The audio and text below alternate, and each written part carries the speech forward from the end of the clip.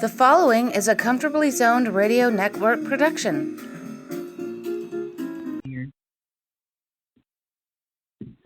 Thank you, Tally Olson. I am back. Lovin' baseball when we were 12 and innocent. This is the 41st edition, and this is the first one I have trepidation about doing because I'm the guest. When I was 12, when I was a young man, when I was 12, it was a year after my beloved Giants left for San Francisco. That's what my baseball life was like. What to do when your team leaves? Who do you root for? Do you continue to follow baseball? Do you continue to follow your team that's been relocated? In my case, San Francisco. I had never heard of San Francisco. And all of a sudden, I'm following baseball.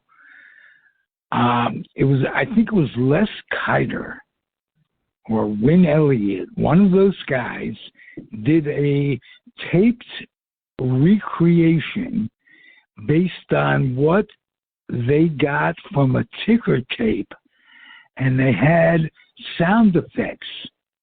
I can remember they had a bat hit a ball in the studio, and Les Kiter would say, "Bang, it's off the wall.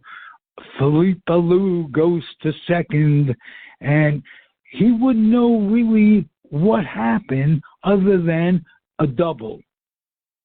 Ball one, ball two, and he'd recreate a baseball game, and that's what baseball for me was like at age 12.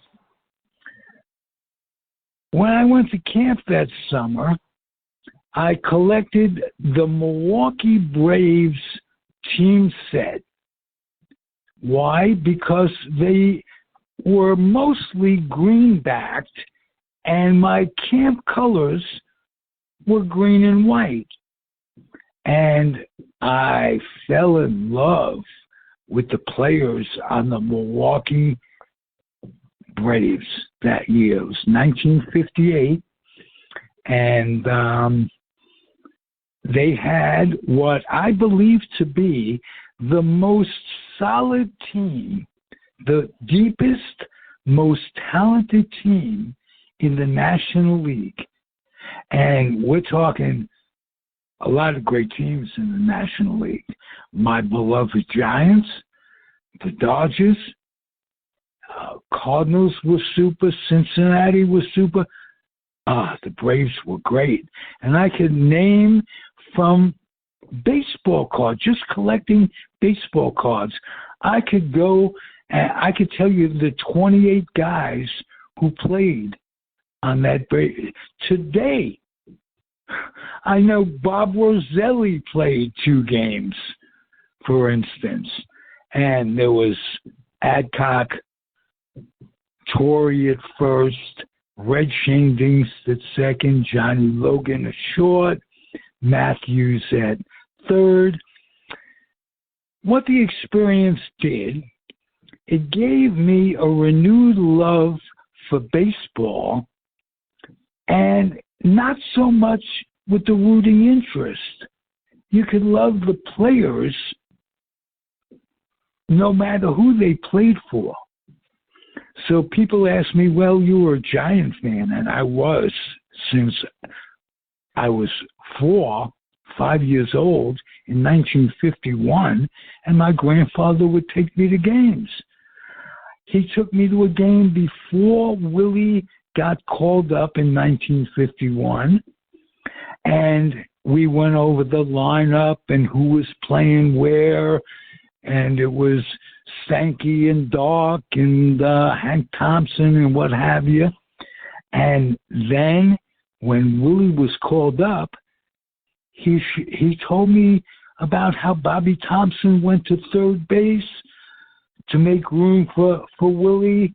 And I'm 5 years old, and I'm taking all this in.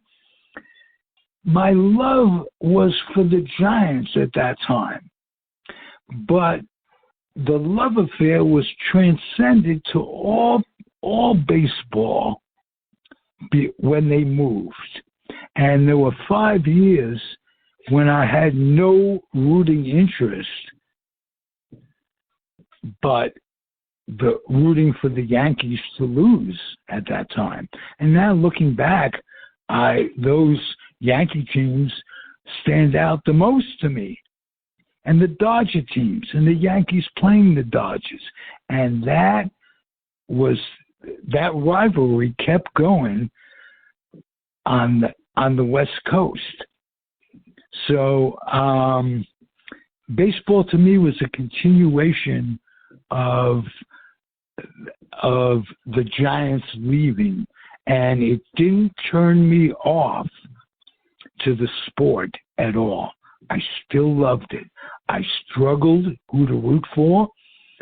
58, kind of like the Braves, but I was loyal to the San Francisco Giants. 59, I remember rooting for, in the American League, rooting for Cleveland to beat Chicago.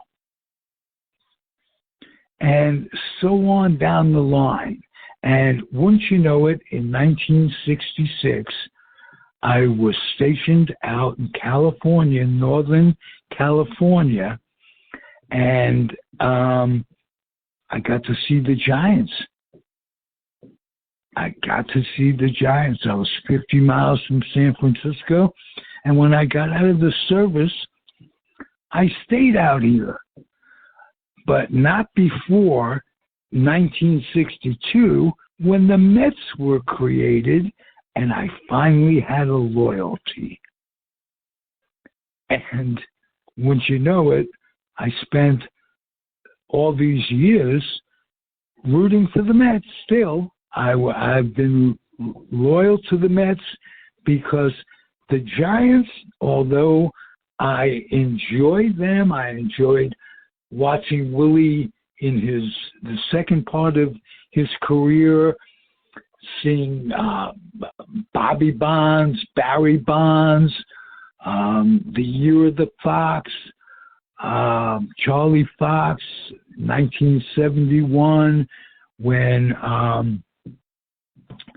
they won the National League East and or the National League playoffs, and Pittsburgh beat them, but I always rooted for the Mets, and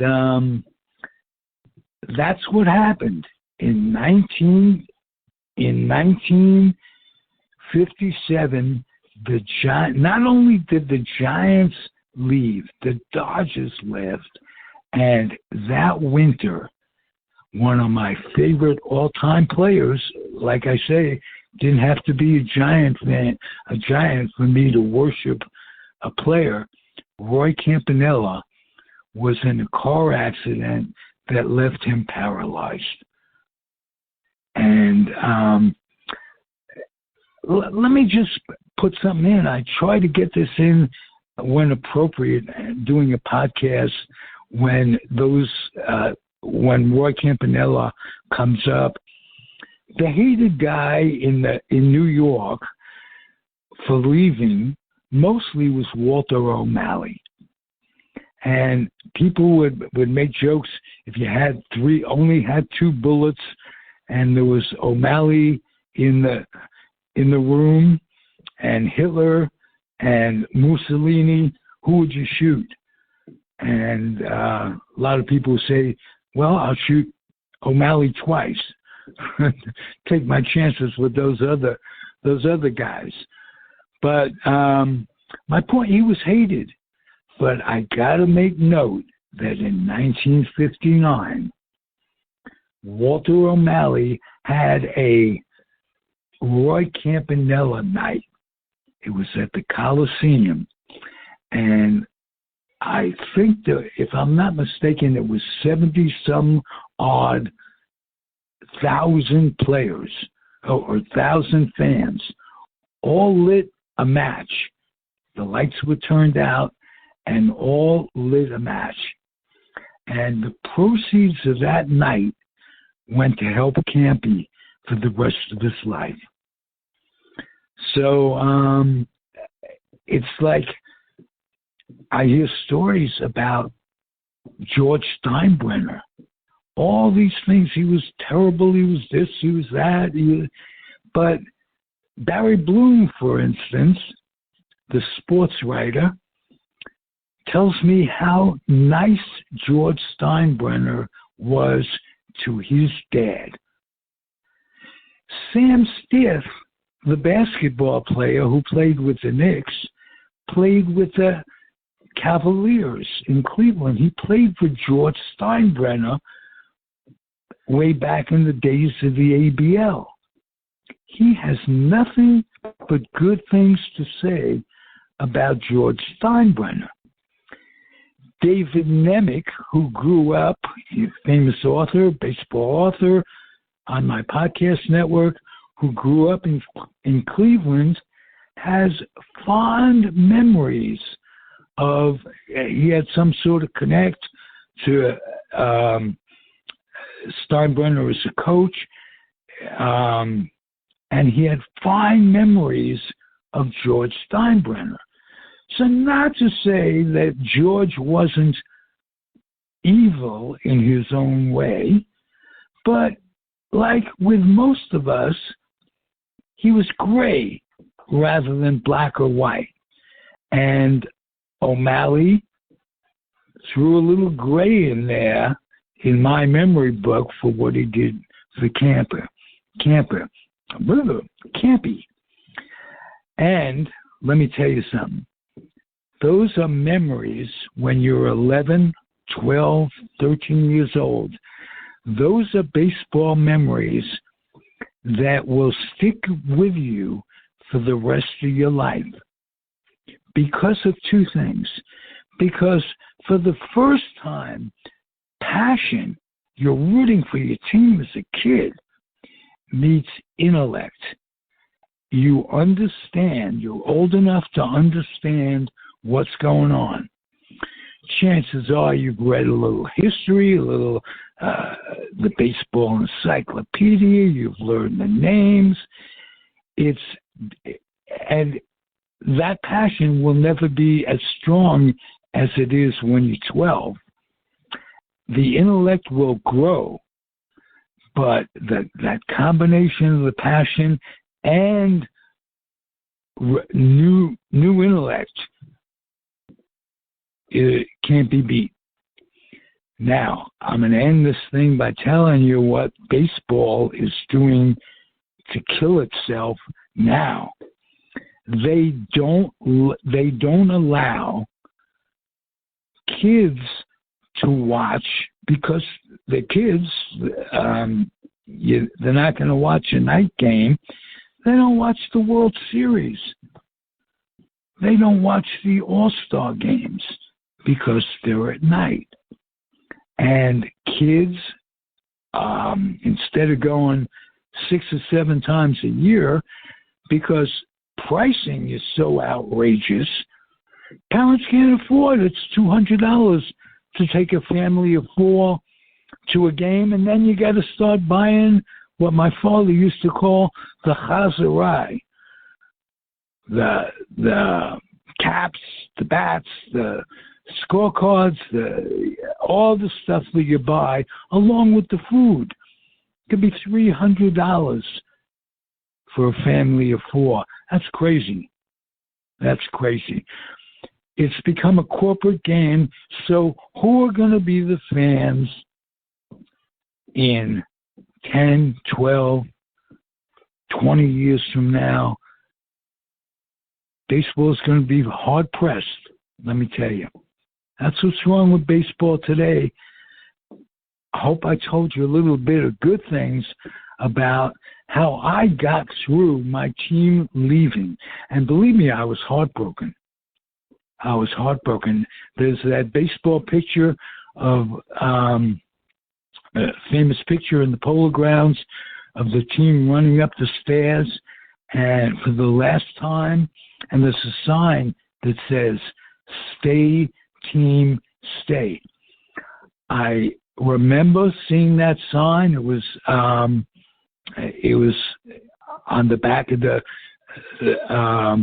Daily News the next day and what have you. And I was convinced as a kid they were going to say, this can't be happening. I mean, you don't lose two National League teams in one city in 1 year and not have the spirit of the city destroyed. Baseball was so important to New York at that time. The rivalries were great, and it's just sad. It's sad to me. But I got through it. I kept my love for baseball. And still a little angry at Walter O'Malley.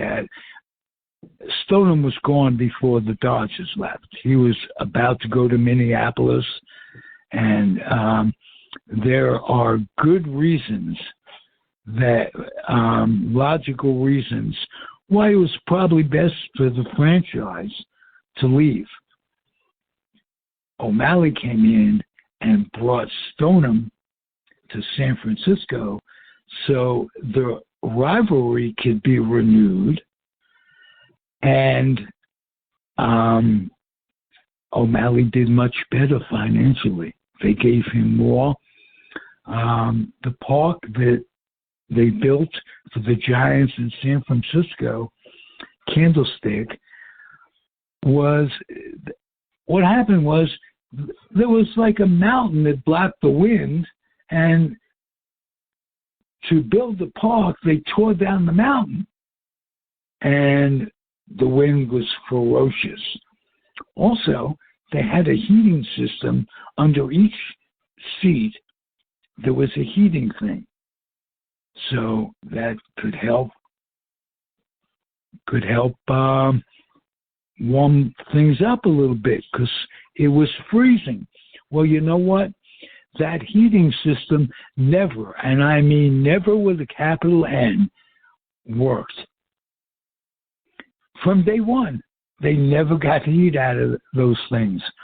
So the combination of the wind being ferocious made it very difficult in Candlestick. Years later, of course, they got a gem of a ballpark in San Francisco. I'm happy for them, and I root for them, especially when they play the Dodgers each year. Why? Don't ask me. Can't ask a baseball fan for logic. But I still love the game. I was sickened by their leaving the Giants and the Dodgers too, and not having the rivalry. We grew up in New York thinking that it was a birthright to have a World Series played virtually every year. So things changed. I was happy to be able to spend my life in Northern California. So not only did I not have to go through New York winters, New York summers, but I got to see every team in baseball because there were the A's that came in 1968. I've been lucky as a baseball fan. And that's my story, and I'm sticking to it. Thank you for listening, everybody. Loving baseball when we were 12 and innocent. By the time I got to 12, I wasn't very innocent, but I loved baseball and still do. Thanks for listening, everybody. Comfortably Zoned Radio Network. I'm Ralph Tycho, and it's a pleasure speaking at you. Happy trails. Adios. The proceeding has been a Comfortably Zoned Network production. You are advised to keep your dreams wet, your humor dry, your children and grandchildren out of military recruiting offices and off the laps of clerics who wear dresses. Thank you for listening, everyone. Happy trails.